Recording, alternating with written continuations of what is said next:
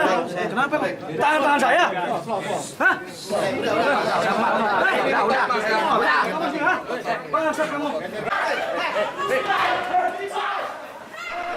Penyerangan terhadap wartawan ini terjadi di lantai 5 Blok C apartemen Cempaka Mas, Kemayoran, Jakarta Pusat, Senin siang. Perintah yang dikomandoi Kepala Satpam sontak membuat puluhan satpam menyerang dan memukuli wartawan.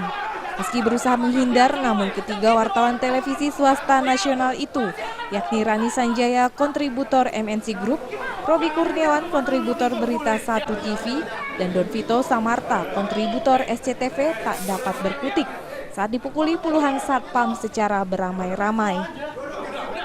Sejumlah petugas polisi dari sektor Kemayoran bahkan tak berbuat apa-apa saat sejumlah satpam terus menyerang para wartawan. Pengeroyokan baru berhenti setelah warga penghuni apartemen memisahkan aksi main hakim sendiri ini. Peristiwa berawal saat puluhan penghuni apartemen melakukan protes kepada pihak pengelola yang mematikan listrik secara sepihak dengan alasan belum membayar tagihan. Padahal warga mengaku sudah membayar uang tagihan listrik.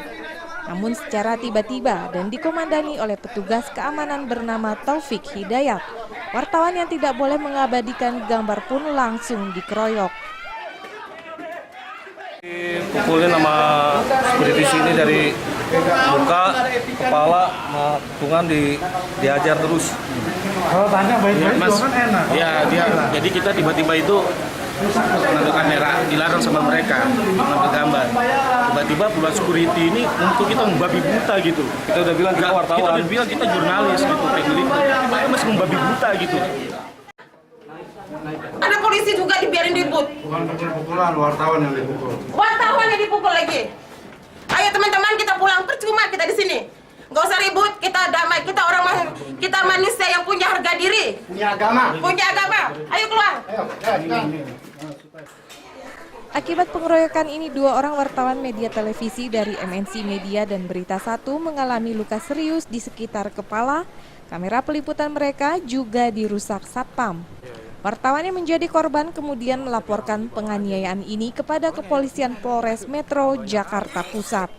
Dari Jakarta, Sumantri melaporkan.